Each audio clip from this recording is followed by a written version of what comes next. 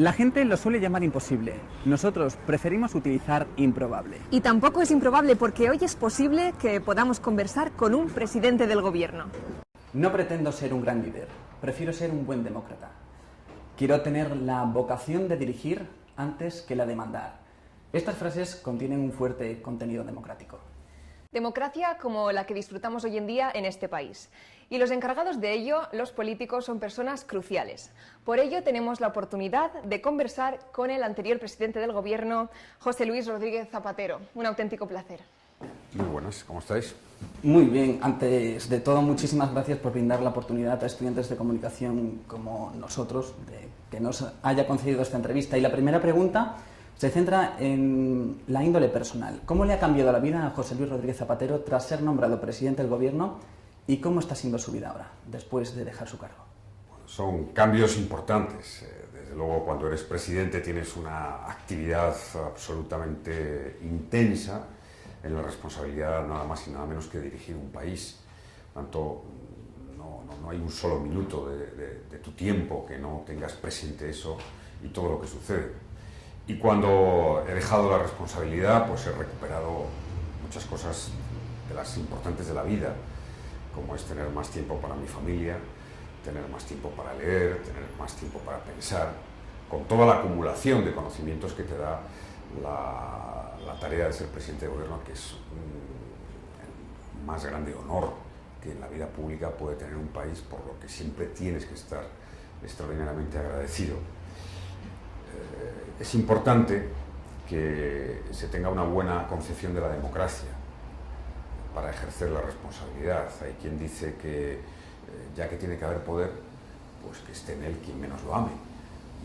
Y eso supone que tienes que saber dejar el poder, dejar la responsabilidad, que es temporal, y que luego tienes también esa responsabilidad con tu país, de estar con cierta dignidad y a la altura de las circunstancias. Pero la vida cambia mucho. Las ideas menos, quizá todo lo contemplas con un poco más de relativismo, de contingencia, después de lo que has vivido. Y bueno, la comunicación política es determinante para la población. Últimamente se está viendo como un problema antes que un ejercicio de claridad y transparencia. Como por ejemplo el famoso caso de Rajoy y el plasma. ¿Tiene España esta asignatura pendiente? Pero ya tan pronto vamos a hablar de Rajoy. Sí, no, Más bien de la comunicación. Sí, durante 8 años estuve todo el día polemizando con Rajoy, entonces este tiempo que casi le he olvidado, ¿no? Aunque tengo que verle como presidente, bueno, pues alguna vez pues, ha pasado distinto, ¿no? Sí, a mí esto, en fin, yo nunca lo hice, ¿no? Y no me gusta criticar a los demás, y menos ahora, pero creo sinceramente que no es bueno ni para el dirigente que lo hace, ni por supuesto para lo que es el ejercicio del derecho a la información. Yo creo que responder en ruedas de prensa es algo absolutamente obligado en democracia, que además es una de las, lo que es la comunicación política, a los líderes se les mide fundamentalmente en 2 escenarios, en mi opinión. 1, las ruedas de prensa, y 2, la tribuna del Parlamento.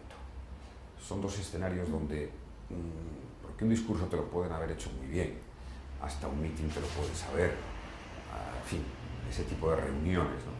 Pero allí donde ya no llegan los papeles que te han hecho. Cuando tienen que interactuar más, ¿no? Allí donde eres tú mismo, tu recorrido intelectual, el fondo que tengas, la capacidad de réplica, de respuesta, pues están en unas buenas ruedas de prensa, es decir, con periodistas incisivos e inteligentes, y 2, en la tribuna del Parlamento, que llega un momento en que en el debate pues se ve, además, se ve porque los mejores políticos son los que mejor aguantan en las últimas fases de un debate.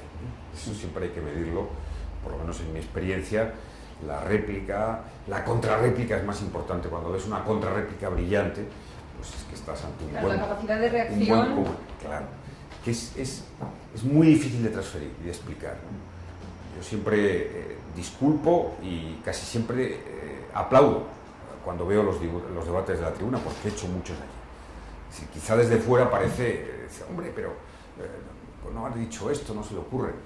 Y casi nadie se pone en la situación que comporta estar allí, que en segundos, a veces en décimas de segundos, tienes que priorizar a qué contestas. saber qué contestas, tener algún dato en la cabeza, porque ya llega un momento en que los datos ya se han consumido. Eso es un ejercicio de repetización muy, muy exigente. Sobre todo con este gobierno se habla de pacto en las ruedas de prensa entre periodista y político. ¿Hasta qué punto puede llegar eso? Bueno, yo creo que eso en una democracia, no me creo que haya ese tipo de pacto. Es decir, cuando hay una rueda de prensa sí puede haber un acuerdo en que haya un número de preguntas, sobre todo, por lo menos en mi experiencia, y creo que ahora pasa algo parecido, ¿no? Es decir, cuando estás en una rueda de prensa con un dirigente extranjero y hay periodistas de los dos países que acompañan al dirigente extranjero, al presidente extranjero, lo que se hace es decir, bueno, pues 2 preguntas de cada lado, ¿no? O 3 preguntas. Y eso sí, los periodistas, por ejemplo, todos los periodistas españoles se ponen de acuerdo, a lo mejor para que sean 2, entre ellos acuerdan 2 que pregunten y más o menos que sean esas preguntas. Ese es un formato que en mi caso yo lo utilizamos varias veces, pero lo que tiene fuerza es que pregunten abiertamente y todo el que quiera en una rueda de prensa. Yo instauré la costumbre de hacer 2 ruedas de prensa ómnibus, que llamábamos, a cada fin de periodo de sesiones parlamentarias, más o menos en el principio del verano y a final de año. Y hacíamos 2, o sea, sin límite de tiempo y de preguntas. Y esas hay que llevárselas, yo recuerdo... ¿Sin límite de tiempo? Sin límite de tiempo.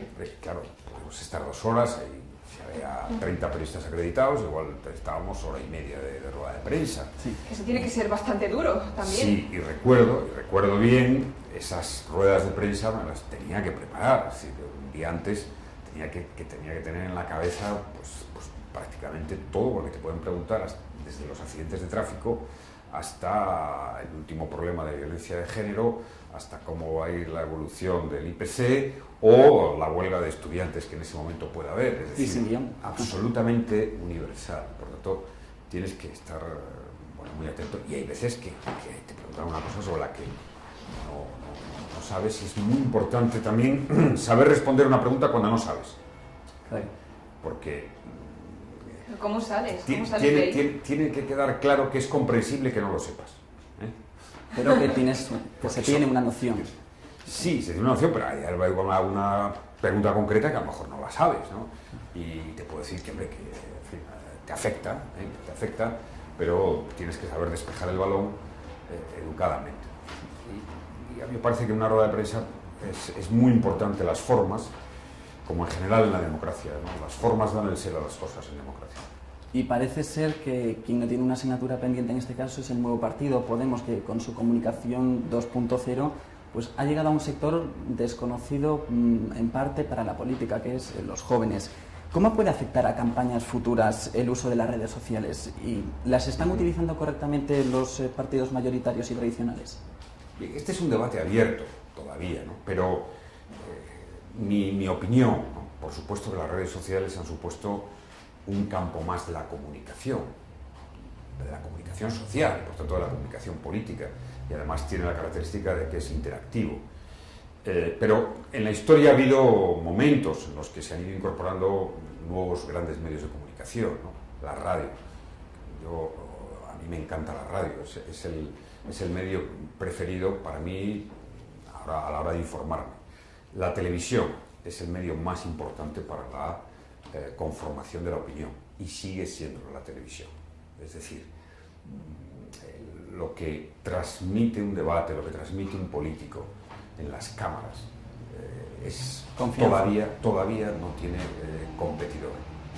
Claro, porque en la radio podemos escuchar la voz. Entonces, sí, se han aprovechado las nuevas redes sociales y todavía se está, digamos que es un mundo todavía con grandes potencialidades, que comporta algún riesgo, ¿no? Porque, claro, es muy inmediato, la información es muy concreta, son los 140 caracteres, y eso corre el riesgo de que afecte al proceso de deliberación más de fondo, al argumento más de fondo, a la explicación más de fondo. Hay veces que es muy difícil explicar una idea, una política en 140 caracteres.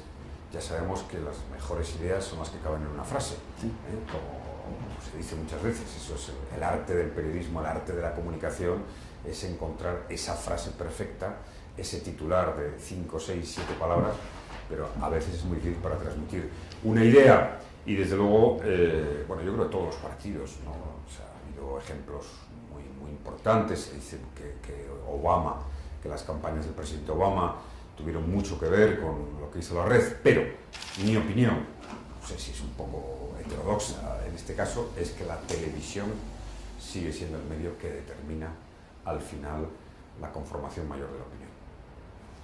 Y según la encuesta social europea, los españoles somos el país de la Unión que muestra menos interés en cuestiones de política. ¿Qué pueden hacer políticos como usted para que la cultura en este campo sea mayor y el interés y ganas de participar aumente? Yo tengo alguna duda sobre cómo contestamos a las encuestas a veces, porque no tengo yo la percepción de que los españoles no tengan interés por la política. Yo desde luego competí en 2 elecciones, que tuve el privilegio de ganarlas gracias al voto de los ciudadanos, pero que la participación fue del 75%. Y ahora, antes parece, es verdad que ahora, bueno, con todo el fenómeno de este partido Podemos, dice que los jóvenes se han incorporado, pero en las elecciones que yo competí, en 2004 y 2008, los jóvenes votaron mayoritariamente, y por cierto, votaron mayoritariamente al Partido Socialista. Es decir, ahora estamos en un momento en el que se habla mucho de la vieja y la nueva política, ¿verdad? Sí. Bueno, esto pasa recurrentemente. Cada cierto tiempo tenemos el debate de la vieja y la nueva política. Yo creo que la política es la política. La política desde hace mucho tiempo. Y lo que hay son ciclos condicionados por las nuevas realidades tecnológicas, por las nuevas demandas. La sociedad de la red es una sociedad más exigente, y eso es muy bueno. Es más exigente con el poder, es más exigente con la democracia, es más exigente con los políticos.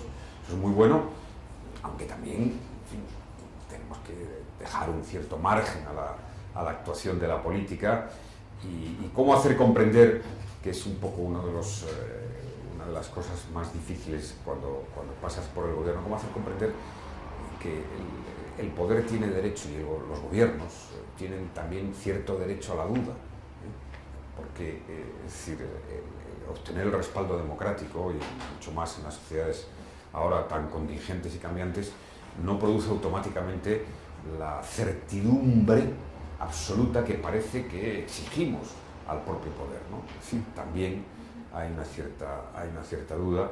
En una sociedad tan democrática, pues ese equilibrio de liderar y no mandar, ¿no?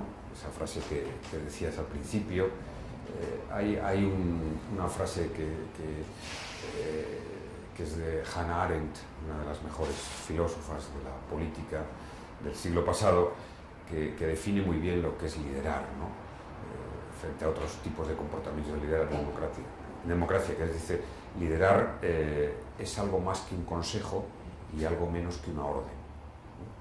Es ese camino intermedio de sugerir lo mejor, de marcar un rumbo, pero que tampoco sea un rumbo cerrado, definitivo, en el que te encuentres en posesión de la razón. No, porque eso al final es un poco falso, y un poco, por tanto, populista. Yo creo que lo más importante al final de un liderazgo político, también de la comunicación, ¿no? Es cómo sacas lo mejor de ti mismo y de los demás, de un país, de un grupo de estudiantes. Eso es lo mejor. ¿Cómo estimulas lo mejor que tenemos dentro? Lo que no sabemos si es nueva política o antigua política es la propuesta de Mas. El 9N está siendo portada en todos los medios de comunicación. El 80,76% votaba que sí a independencia de Cataluña, con una participación cercana al 34%. ¿Cuál es su opinión al respecto? ¿Va por el buen camino Mas? ¿Cree también necesaria una reforma en la Constitución? Son muchas preguntas de un tema de calado. Es decir, tenemos un problema serio en España con Cataluña y con una parte importante de la población catalana que ha ido progresivamente perdiendo los afectos de identidad con lo que es España en su conjunto. Y no hay otra manera de lograr acercamiento que el diálogo. Y no hay otra manera de buscar soluciones que la política. Entonces yo creo que es un momento oportunísimo para reivindicar el diálogo y la política. Yo creo que faltan escenarios de encuentro, de diálogo, de debate, que es al final la esencia de una buena democracia. Sí, creo que, dada la dimensión del problema de Cataluña, tendríamos que ver en el Congreso de los Diputados más debates sobre Cataluña con los catalanes. Tendríamos que ver más reuniones de los partidos políticos catalanes y de los partidos políticos del conjunto del país. Tendríamos que ver una agenda, una ruta de diálogo. Y lo que tenemos yo creo que es demasiados mensajes unilaterales. No, estoy en desacuerdo con Artur Mas. Creo sinceramente que bueno, ha llevado una estrategia que no conduce a ninguna parte saludable para la democracia ni para Cataluña, y que tendrá inevitablemente que dar un paso atrás porque la democracia, al final, es que nadie pueda aplicar el programa máximo. Esa es la grandeza de la democracia. La democracia es un gran estabilizador de las pasiones, de las diferencias ideológicas, religiosas, culturales, ¿no? Entonces la democracia siempre cuando se escora tiene una especie de fuerza propia que no vemos, pero que al final se impone. Esa es la grandeza del modelo democrático, de reequilibrar e integrar. Y eso deberá de llegar también con el problema catalán. España necesita a Cataluña. Cataluña es de lo mejor que España tiene. Tenemos que hacérselo ver, saber. Y el terreno de los afectos, cuando estamos hablando de entidades, es fundamental. Por lo tanto, más diálogo y más política, esa es mi opinión. Con este debate, ¿se podría poner sobre la mesa la idea de reformar la Constitución para igual una España federal? Sí, desde luego tiene que haber reformas. Tiene que haber reformas para buscar ese nuevo compromiso con Cataluña. Y en el llamado Estado de las Autonomías hay algunas piezas pues, que están un poco fatigadas y que se pueden mejorar. Pero ante todo, en mi opinión, por mi experiencia con Cataluña, por mi vivencia con Cataluña, la clave es que reconozcamos todos su singularidad, su identidad, lo que representa tener una lengua propia, que es una manifestación determinante, porque una lengua propia es una forma de sentir el mundo, la realidad, la vida. Y eso tenemos que verlo como algo positivo.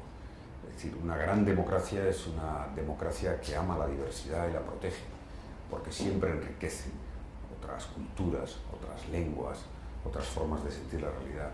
Y tenemos que hacer una España, en efecto, más integradora en lo que supone allí donde hay singularidades, y las tenemos, y las hay en el País Vasco y las hay en Cataluña, son evidentes.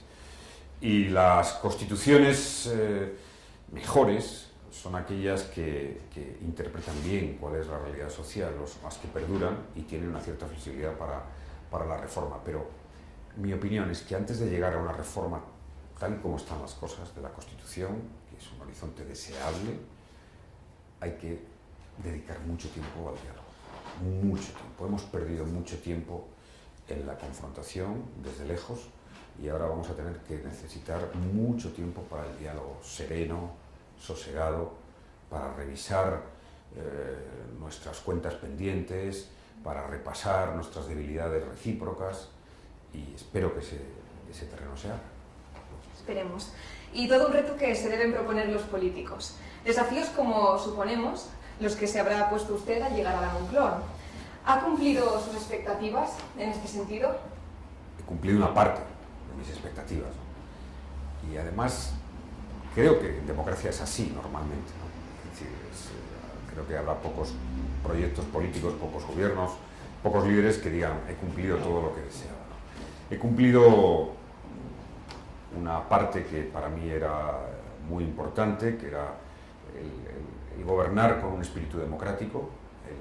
Bueno, recordabas que una frase mía de ser un buen demócrata, dejando algunos testimonios que al final es importante en la vida pública, como el modelo independiente y plural de televisión española, siempre el procurar respetar las formas democráticas, eso que sincronizaba conmigo del talante, ¿no? Ser respetuoso, procurar que la crítica no sea excesiva y fortalecer la democracia a través del fortalecimiento de los derechos de los ciudadanos, ¿no?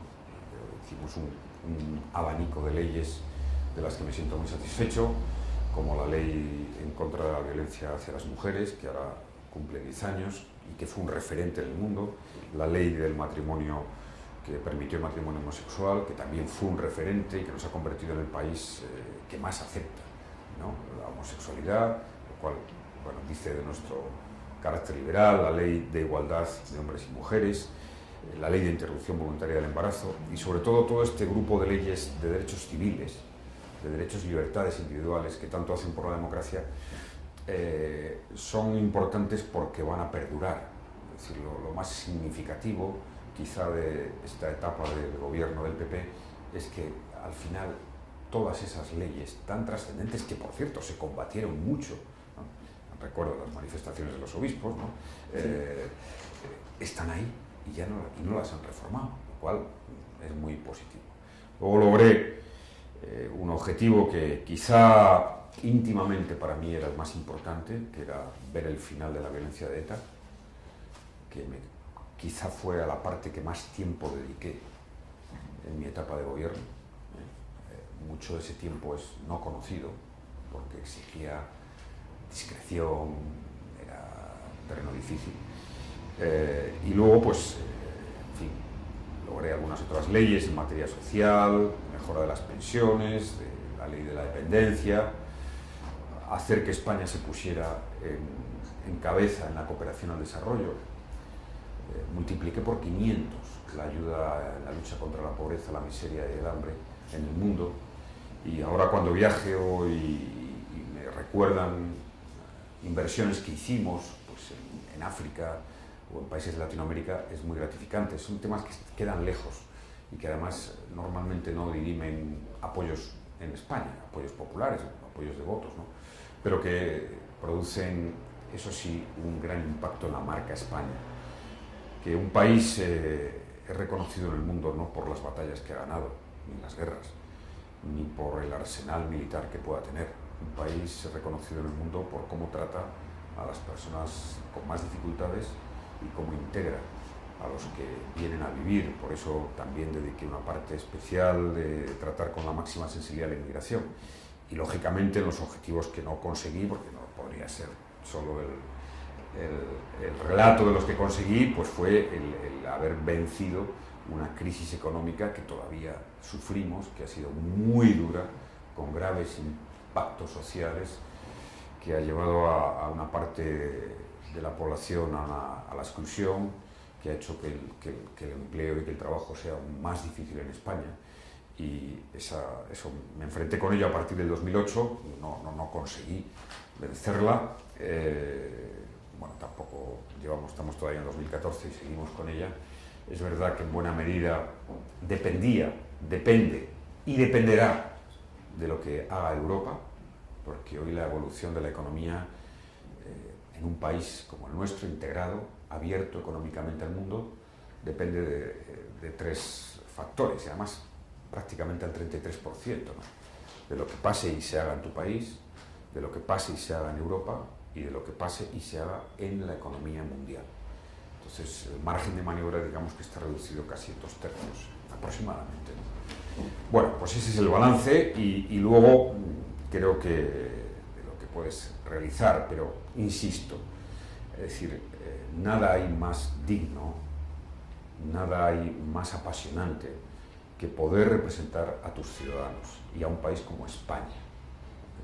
A pesar de la crisis, de la dura crisis que tenemos, los mejores países del mundo, los que han ganado las grandes batallas de verdad, las batallas de la democracia, del progreso, de la autoestima, que es tan importante para los países, son aquellos que, pasando crisis, todos han pasado grandes crisis. Hacemos el relato de las grandes potencias mundiales. Saben combatirla, ponerse de pie de nuevo y superarla, y no perder la autoestima en un país como España, que es admirado en el mundo. que es admirado por nuestra fuerza cultural e histórica, porque tenemos un idioma que une a más de 500 millones y que crece, y porque somos el país que más gente atrae, no solo de turistas, sino para tantas cosas. En fin, un país que tiene, si dice, los 10 mejores pintores de la historia. 4 son necesariamente españoles. Velázquez, Goya, Picasso, el Greco. Es decir, la mejor novela de la historia, Cervantes, ¿no? Bueno, Quijote de Cervantes. Es decir, tenemos un capital extraordinario y ahora es una de las cosas que claro, con la crisis y todo lo que pasa se olvida, pero la gente que forman nuestras universidades y el talento que tienen es de lo mejor en todos los ámbitos. Se dice que en estos momentos la profesión con más futuro está en los matemáticos y dentro de los matemáticos la comunicación también. También sí, porque nosotros somos el letrado. Se dice que los matemáticos, y dentro de los matemáticos aquellos especialistas en logaritmos, ¿vale? Porque son los que están en todo el mundo de la red, de las finanzas, al final todo tiene una traducción en logaritmos, ¿no? Y resulta que parece ser que los mejores estudiantes y los mejores expertos en logaritmos de Europa están aquí en España. Es decir, esto a veces se destaca poco, o que somos el país, quizá estamos entre los 3, 4 primeros con las mejores infraestructuras, ¿no? Es decir, bueno, es muy importante. Yo siempre he sido optimista, eso es conocido, ¿no? Pero es muy importante que arraiguemos la confianza en nosotros mismos. Eso sí, este momento y la democracia por su propia naturaleza exige un esfuerzo mayor de solidaridad con ese porcentaje de la población que está en circunstancias más difíciles y con riesgo de exclusión. Y hablando de comunicación, ¿cómo definiría ahora el papel de Radio Televisión Española? Bueno, yo defiendo la televisión que puse en marcha. Creo que para un país los medios públicos deben ser un ejemplo de pluralismo y independencia, y ahora pues seguramente es mejorable, ¿no? El pluralismo que hay, y espero que antes o después se recupere el modelo de elección parlamentaria, de respeto a los profesionales. Es decir, creo que en mi etapa de presidente de gobierno solamente llamé en una o quizá 2 ocasiones en los 8 años al presidente de Radio Televisión, y además por una cuestión, en fin, que se puede entender más, que era por una información sobre ETA, ¿no? Solo en esa ocasión. Es decir, y siempre los ministros, algún ministro llamaba, ¿no?, sobre las informaciones que dan, pero yo siempre le decía al presidente de televisión como si no han llamado, es decir, que ejerzan libremente los periodistas. Si eso es mejor para un gobierno, ¿no? Si un gobierno en democracia no debe temer a la crítica ni a la independencia de los periodistas, un gobierno en democracia debe temer a sus actuaciones, y además siempre es un estímulo, ¿no? Bueno, nuestra democracia todavía es joven, ¿eh? Es decir, a veces veo algún programa, se nos compara a Dinamarca, ¿no? Que Dinamarca lleva más de un siglo de democracia ininterrumpida. Nosotros somos un país más plural, además, en fin, una historia muy difícil en buena parte del siglo XX, del siglo XIX, y tenemos que tener esa capacidad de cuando la situación parece que está muy inquieta, que hay mucha tensión, que puede haber más desafección hacia la política, parar un poco, parar el balón un poco, pensar durante 5 minutos, poner las luces largas, la perspectiva, y seguramente veremos las cosas mejor. Es muy importante, cuando todo parece que está más complicado, pensar más, reflexionar más y leer a los clásicos de la buena teoría y de la ciencia política. Sin duda algunos aspectos más personales como estos ayudan a entender las respuestas de políticos, incluso decisiones. Pero ¿ahora le parece oportuno tratar con nosotros temas de estricta actualidad política? Bueno, vosotros los podéis tratar, yo podré responder ciertamente con esa posición que como expresidente quiero mantener. Es decir, no me corresponde a mí estar en la crítica política ni en el debate político, porque hay los líderes de los partidos ya son los que son, de mi partido, y por tanto Hannah Arendt decía al final también otra frase fantástica que me encanta, que toda crítica en el fondo es un orgullo disimulado. Y bueno, a medida que he ido adquiriendo experiencia y he vivido lo que he vivido, pues tiendo más a la comprensión que a la crítica. Tiendo más a escuchar que a imponer mis ideas. Creo que eso es forjar también una buena democracia. Es verdad que, bueno, pues, los latinos somos en ese sentido, ¿no?, muy vehementes, pero cada vez más procuro limitar lo que es mi juicio crítico hacia las cosas y escuchar. Pero bueno, sí. Son pequeñas pinceladas. Sí. Bueno, y un partido que se mantuvo un tanto al margen fue Podemos, partido que ha conseguido irrumpir en la escena política hasta llegar a ser el primero en intención de votos. Aparte del descontento de la población por la gestión política llevada a cabo, ¿hay algún otro motivo de peso que haya hecho que este partido esté ahora en primera plana? Bueno, debemos de contextualizar, porque va a llegar un momento que parece que de momento todavía no ha habido elecciones. O sea, es decir, ha habido unas europeas donde quedaron tercera fuerza política y bueno, en fin, vamos a ver qué es lo que pasa en las elecciones que tenemos. Nos basamos en una encuesta de Metroscopia, que tenemos no es por delante. una Sí, bueno, yo siempre, yo cuando gané las elecciones de 2004, todas las encuestas antes decían que no iba a ganar. Yo estaba convencido de que iba a ganar las elecciones generales de 2004, convencidísimo, lo saben mis amigos, mi familia, lo notaba. Y es verdad que ahora hay un escenario en lo que es el sistema de partidos nuevo, distinto, con la irrupción de Podemos. Pero, en fin, no debería de ser algo... Es decir, la democracia es la expresión del pluralismo y a mí me parece que quienes lo hacen bien y quienes conforman una opinión, una idea política. Ahora, ¿qué queda? Quedan dos cosas. Queda el debate de las propuestas entre unos y otros. Yo creo que son superiores las del Partido Socialista, esa es mi opinión, todo el mundo lo va a entender. Y dos, queda, lógicamente, el tiempo. Fíjese qué es lo que más me llama la atención, lo que más me importa, ¿no?, para poner esa perspectiva a la que aludía de luces largas. El Partido Socialista Obrero Español se fundó hace más de 135 años. Somos el partido con más historia de España, segundo partido socialista de Europa después del SPD alemán. Tardamos más de 10 años en tener un concejal, casi me parece que 20 en tener un parlamentario. Es decir, fíjense cómo han cambiado las cosas, de aquella democracia de héroes, porque casi no podían ni comunicarse, ni tenían medios para comunicarse, años y años, un grupo de trabajadores que formaron el Partido Socialista, y lo que costó, ¿no?, lo que costó y todo lo que a lo largo de la historia ha quedado como testimonio. Bueno, pues ahora, en fin, esta democracia no será tan mala, esta que hemos hecho, que permite en muy poco tiempo a un partido político, pues en una ideología o otra ideología, pues tener su presencia, su representación.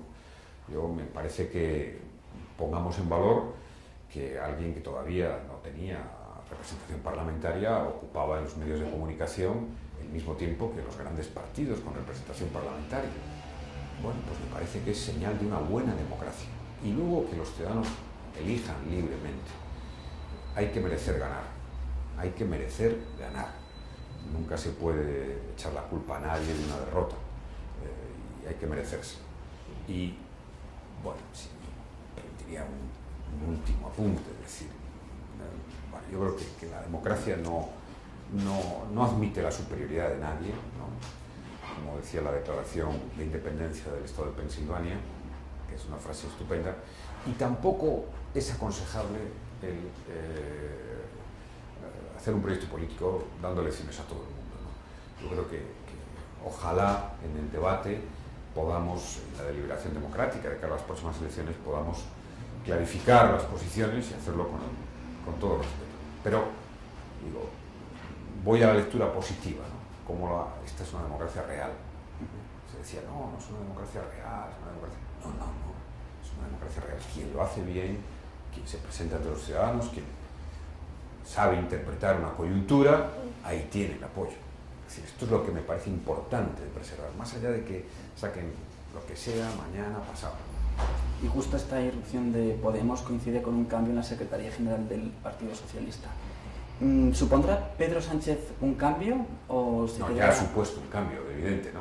Sí, es un liderazgo nuevo, joven y con una gran determinación y energía, cosa que se ve. Y, en fin. ¿A largo plazo supondrá un cambio yo creo que, sustancial? En fin, por coherencia con lo que antes decía, llevar el maillot amarillo es dificilísimo, ¿no? Es decir, aquí, en fin, todos los días a los periodistas, a los políticos y tal, lo fácil es criticar, ¿no? Y decir, bueno, pero llevar, sé lo que digo, llevar el maillot amarillo es muy difícil, porque tienes permanentemente todos los ojos sobre ti, todos. Cualquier fallo se te multiplica por 200 y tienes todos los días que seducir, que convencer. Y ciertamente, bueno, no tiene nada que ver ir en el pelotón a que te pongan el maillot amarillo. A partir de ahí, todo el mundo te mira de otra manera. Y tú tienes que intentar que la gente te mire con normalidad. Tiene, yo creo que una virtud muy importante, y es que se siente bien con la gente, que le gusta a la gente. Yo siempre he pensado que no hay un liderazgo que sea real, que tenga futuro, si no te gusta la gente, porque si a ti no te gusta la gente, tú no vas a gustar a la gente. Eso es así. Y los ciudadanos tienen rayos X. Tenemos rayos X. Cuando vemos a alguien, eso es lo que es la televisión, la clave. Cuando vemos a alguien, y le vemos unas cuantas veces, cómo se pronuncia, cómo responde, cómo mira, cómo está, cuánta convicción tiene, eso al final se nota. Se nota. Y es fundamental que esa capacidad de comunicación con la gente la mantengan. Por tanto, démosle tiempo, apoyo a Pedro Sánchez, si es que además es bueno para la democracia que tenga ese tiempo, ¿no? Ahora todo es aceleradísimo, ¿no? Todo es... La instantaneidad del momento. Sí, completo. Pero seguimos hablando de Pedro Sánchez, porque ¿logrará Pedro Sánchez limpiar la imagen de la marca España para las relaciones internacionales e intentar dar una imagen nueva que deje atrás los casos de corrupción de nuestro país? Bueno, distingamos, ¿no? Distingamos una vez más lo que es coyuntural de lo que es de fondo. Es decir, he viajado por casi todos los continentes, por la mayoría parte de los países del mundo, sigo viajando, y diré, España es ha sido uno de los ejemplos que siempre ha estado ahí de transición democrática. Debemos recordar que la hicimos, y eso está presente en la memoria de todos los países del mundo, la comunidad internacional, la hicimos limpia, pacífica, con reconciliación. Que España ha sido en los últimos 40 años de los 4 países que más han incrementado la renta per cápita y que ha visto un salto modernizador muy importante. Que España tiene una capacidad de relación por sus vínculos con Latinoamérica y una influencia en el mundo destacada, en el Mediterráneo también, que destaca en muchas facetas, que es un país muy atractivo. Es que en fin, tener 62 millones de turistas como vamos a tener este año, eso ya lo quisieran para sí alemanes, británicos. España tiene prestigio, ¿no? Y como todos los países, sobre todo los países más avanzados democráticamente, son respetuosos con los problemas internos y con momentos de dificultad que se pueden tener y que se deben superar. ¿Cómo? Confiando en las instituciones y en la democracia, entre otras en la justicia, y teniendo esa confianza. Y desde luego, líderes como Pedro Sánchez, que tiene, en fin, una imagen de modernidad, de buen demócrata, contribuye a la idea. Pero nosotros todos debemos contribuir. Es importante que España tenga ese prestigio. Fíjese que acabamos de ser elegidos por el Consejo de Seguridad de Naciones Unidas en una votación democrática. Sí, lo ha hecho este gobierno, es verdad que con argumentos de la etapa de mi gobierno, ¿no? Como la Alianza de Civilizaciones y la ayuda al desarrollo, pero me alegro extraordinariamente que haya servido. Y hemos tenido el respaldo mayoritario. Y el rival no era fácil, porque Turquía es un país emergente con fuerza, con fuerza. Y hemos tenido ese respaldo. Por tanto, lo importante no es como nosotros pensemos que nos ven, Lo importante es cómo nos ven de verdad. Es como la identidad. Es decir, ser español o ser catalán, no es como nosotros nos sentimos, como creemos que somos. No, la identidad es cómo te ven los de fuera. Y que tengamos un poco más de autoestima nosotros, los españoles, ¿verdad? Bueno, pero tampoco debemos de exagerar. Quiero decir que esto pasa en casi todos los países alguna vez. O sea, nosotros pensamos, si tú vas ahora a Francia, y que es un país rico, potente, pues el país de las libertades, de la república, en fin, ¿no?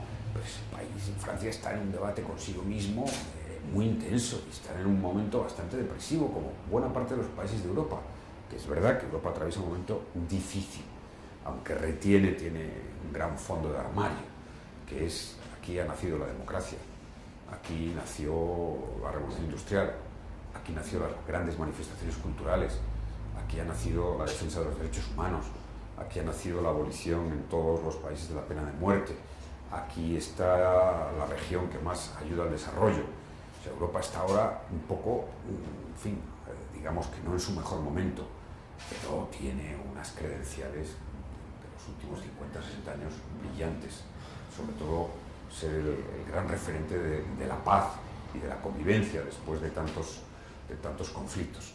Por tanto, es decir, y si uno va a qué país, ¿no? Estados Unidos, por ejemplo, la primera potencia mundial, pues se sorprendería que la gran preocupación de toda la clase media y de gran parte de la población es cómo van a conseguir tener la garantía de la salud, de la sanidad, hasta sus últimos días.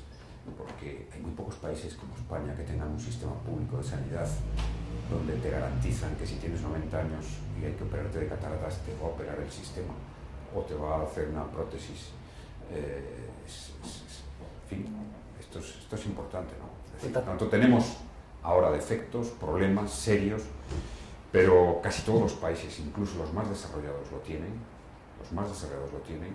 La cuestión es cómo salir, y se sale mejor si mantenemos una cierta autoestima.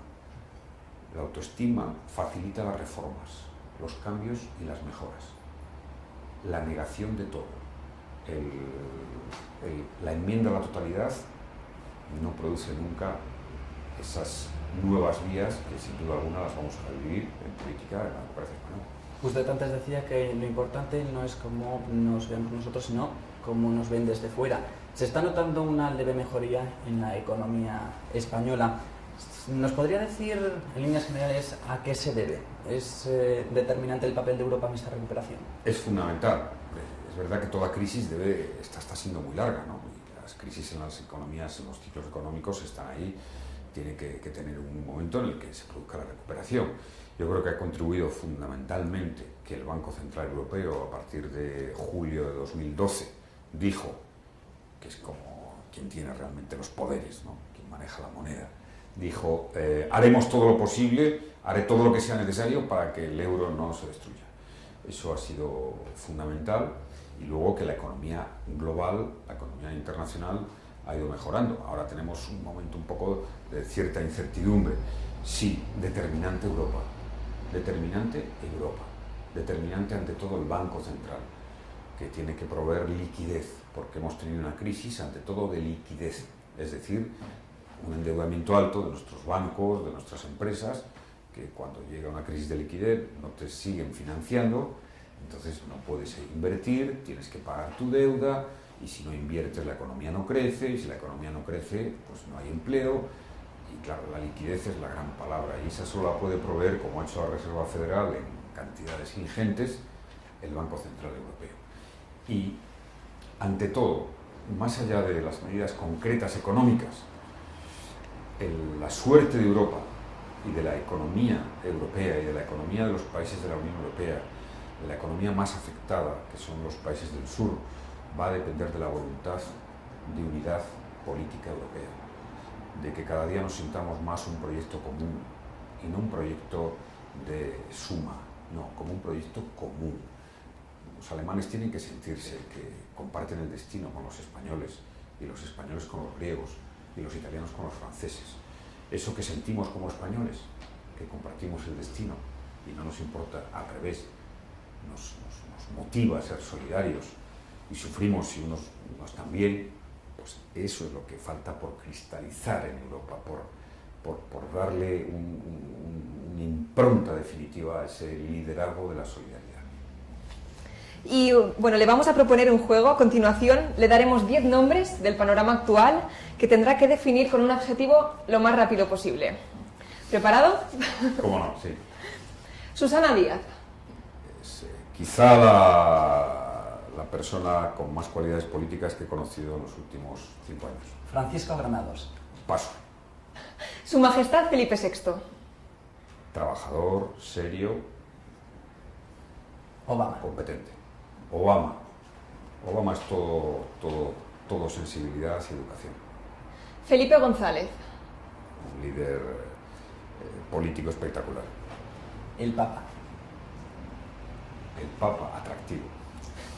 Dilma Rousseff. Dilma Rousseff, pues acaba de ganar unas elecciones y me parece sincera. Y el que están esperando todos, Rajoy. No sé. Rajoy, es que no sé. Rajoy es inescrutable. Rajoy. Es inescrutable. Es inescrutable. Debo decir que personalmente he estado muchas veces con él y tal, es un conversador amable. Políticamente, inescrutable. ¿Y qué le parece el papel de la actual reina de España? Muy bien, porque es muy difícil. Quiero decir que he estado cerca por la obligación institucional de tener la relación con la Casa Real, en fin, estar en la Casa Real y ocupar una responsabilidad de esa dimensión, en este caso ser reina, sin venir de una familia real, tiene un mérito especial. O sea que yo creo que hay que evaluarlo desde esa perspectiva, pero lo está haciendo hasta ahora muy bien. Yo creo que una de las cosas más llamativas de los últimos tiempos en la vida pública española es lo bien que está saliendo hasta ahora el relevo en la jefatura del Estado, que parecía que cuando se produjo todo se tambaleaba. Bueno, pues un poco de calma, 5 minutos, hemos esperado y la verdad, pues yo creo que la gente está bastante satisfecha con el papel de los nuevos reyes. Y a todos los estudiantes de comunicación que están cursando carreras relacionadas con la comunicación, ¿qué les diría? Que la comunicación es la vida y el futuro y que hay que arriesgar. La única manera de conseguir en la vida las cosas que quieres es arriesgar y no hay que tener miedo a arriesgar y a no acertar o fracasar. Una de las cosas que es fundamental de nuestra cultura social, que tenemos que ir cambiando, es que se puede intentar una vez y no lograrlo, y se puede intentar 2 veces y no lograrlo, y lograrlo a la cuarta. Esto que es tanto de la cultura anglosajona, ¿no? Siempre pongo el ejemplo de Winston Churchill, que le eligieron ministro de Defensa porque era el almirante que perdió una batalla importantísima, ¿no? Y por tener esa experiencia le eligieron. O sea, que se intente una entrevista, un trabajo, aunque no salga bien, y otra vez, y nunca pensar que se ha fracasado, porque llega el momento. Ahora, eso sí, hay que dedicarle tiempo y sobre todo, en cualquier disciplina hoy, no tener una visión cerrada, ¿no? Es decir, yo, por mi experiencia en lo que necesita el mercado de trabajo, las empresas y tal, interesa gente con una cierta vocación universal, más amplia, global, y acercarse y conocer la política da mucho conocimiento, o sea que también que participen. Muy buen consejo, sin duda. Un auténtico placer haber hablado con usted y decir tiene que está invitadísimo a nuestra universidad. Muchísimas para gracias. lo que quiera. Bueno, y como dice un proverbio indio, cuando se habla hay que procurar que las palabras sean mejores que los silencios. Así que, bueno, ya ha quedado más que demostrado. Bueno, muchísimas gracias y suerte. Muchas gracias, presidente. Muchísimas gracias.